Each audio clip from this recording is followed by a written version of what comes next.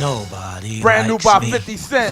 Hi, my name is Jalen, and by now you probably have forgotten who I am.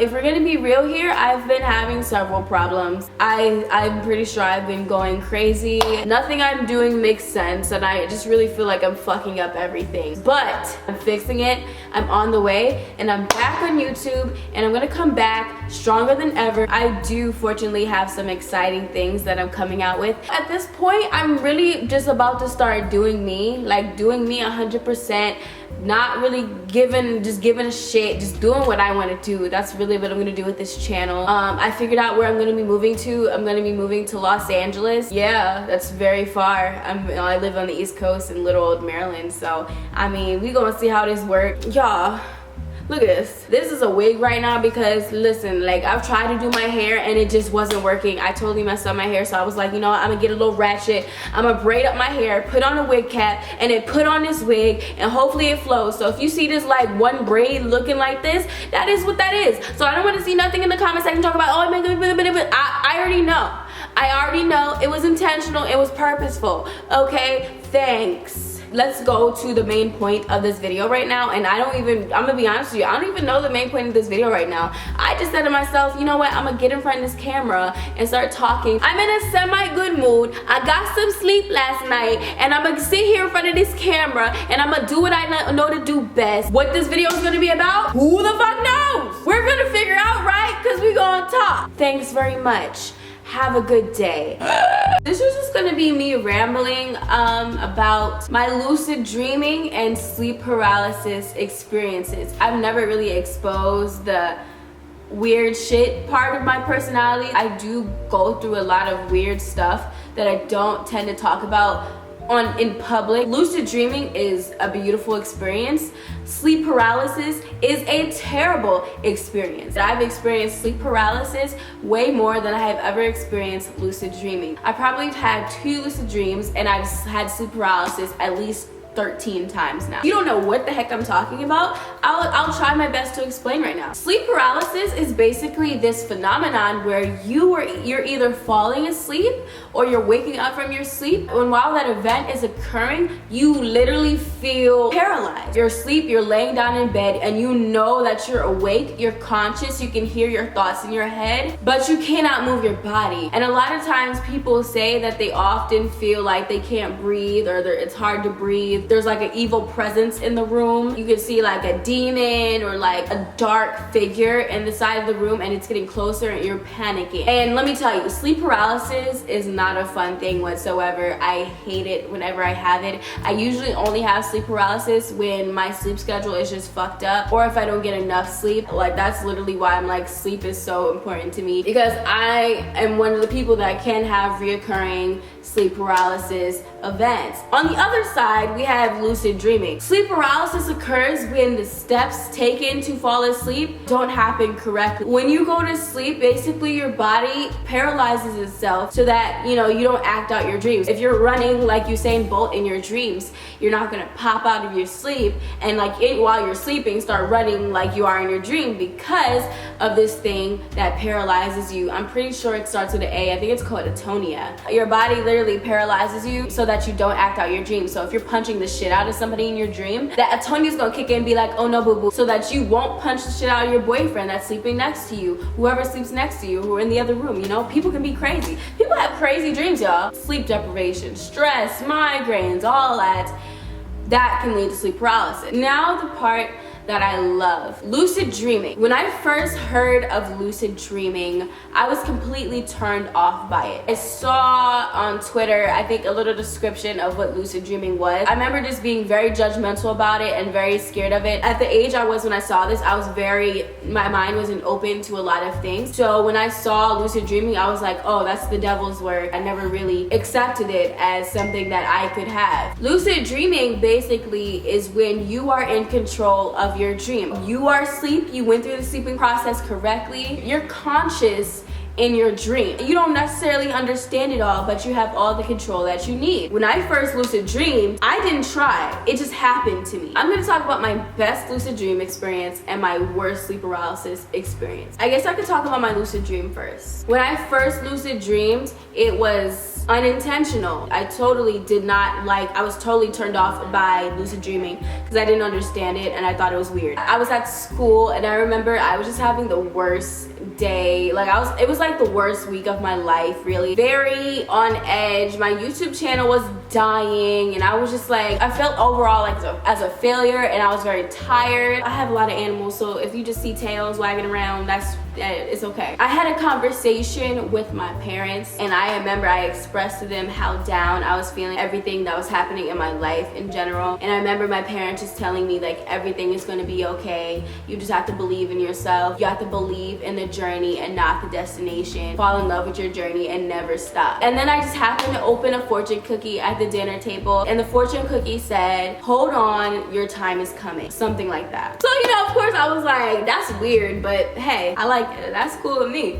It was a Sunday and my parents dropped me back off to my school, and I went to a boarding school at the time. So I remember just like being very tired and worn out and life was just doing me dirty. But I remember I was up all night. I couldn't go to sleep. I had the worst insomnia. So the next day, I remember walking around with my best friend, and we had just happened to look on this board that was in our school building, and it happened to be a board with women in technology. And I remember seeing Susan, who is the CEO of YouTube. I had no idea that the CEO of YouTube was a woman, and I thought that was really dope. You know, I was just like, oh, that's cool. Like, I didn't really think that much of it. You know, it wasn't really like, oh my God. It was like, wow, that's really cool. I didn't know that. At the time, I was running track. Track practice came around, and I was knocked out. I did not wake up in time for track practice whatsoever. I was knocked out. I slept through 3 alarms blasting in my ear. But this is when I had the most craziest experience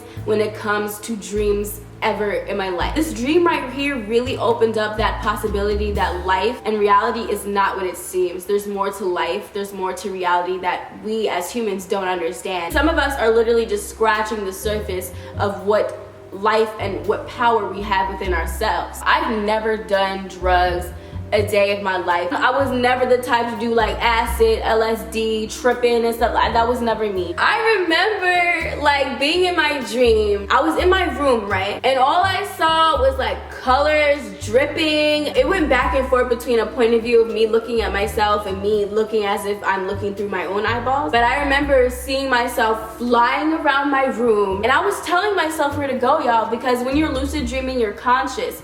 So I'm telling myself where to go. I'm telling myself where to fly.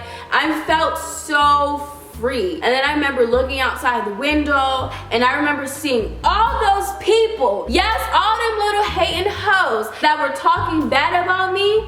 They looked sad. They looked like their life was not heading in the right direction. And I remember thinking to myself in my dream, that's not gonna be me. I will not let that be me. I flew out the window and I flew away. I was flying over the streets of New York, and I was looking at all the lights, blending in with the lights, and it was just an amazing time because when you're lucid dreaming, you're in control. And when I did wake up, I remember feeling so happy. I have never felt that undeniably positive about something in my life. It was complete bliss. And the thing was, I had no tangible reason for that happiness. It was literally just radiating out through me. Everything that was holding me back, it was gone. I never felt something, I never knew something or believed in something as strongly as I knew something good was going to happen. And I remember going around and telling everyone, like, guys, something amazing is going to happen to me. And then that's when I happened to go back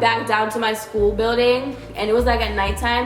And at nighttime we had this time where we were basically forced to study because boarding school rules. But anyway, so I went down there and I decided to study in this office. So I remember studying in the office, and I still had that strong feeling. When I opened up my email, I see an email from YouTube. I open it up, and it's basically my first invitation to a special YouTube event. You know, flown out there for free, personal driver, free food, free Uber, free hotel, everything, y'all. And the video that I posted just after I got back home to the event happened to be one of my most viewed videos ever. And then I posted again, and it was my second most viewed video ever at the time. And if you have that strong belief in yourself that everything is going to be okay, you're gonna be okay. The naughty evil twin of lucid dreaming, sleep paralysis. I've had to have at least 10 and above sleep paralysis experiences. It's something that's not new to me. Sometimes it's long, sometimes it's short. The longest one I ever had, I think I experienced like a couple days ago. It really lasted like a very, my cat just scared the crap out of me. Oh my God. Hey cutie, you might see a tail. Yep, there it is. It almost felt like 15-20 minutes and I really disliked it. It was very scary. And the first time that you experience sleep paralysis, you probably will freak out. And I usually don't freak out like that when I get sleep paralysis because I know what it is already. I'm cool with it. I just let it do what it do. This most recent time, it kind of freaked me out a bit and I started getting freaked out and I knew it because I started not being able to breathe. The more you freak out while you're in that situation, the more it's going to feel like something's choking you and the more you're going to continue to see those demons. Your mind is freaking out because your body hasn't caught up with your mind. It creates situations for you in your dream state, in your halfway dream state, that reflect how you're feeling. It's mind-fuckingly weird. My worst sleep paralysis experience, this was when I was in my grandmother's house. This one really fucked me up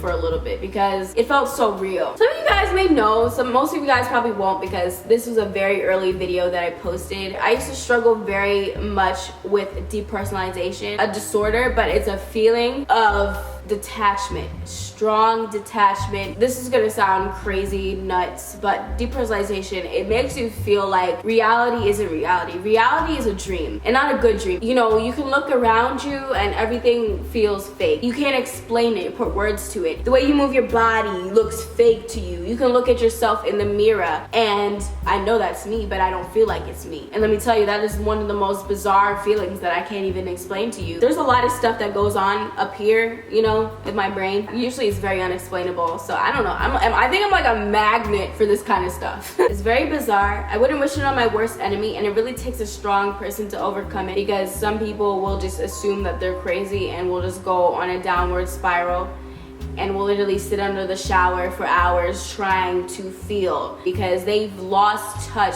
with what it means to truly feel something, what it means to truly be alive. I'm sorry everyone, but my camera had died. Some people say sleep paralysis is a spiritual thing. Something's attacking you, evil spirits are trying to get you or something like that. Some people say it's just a scientific thing.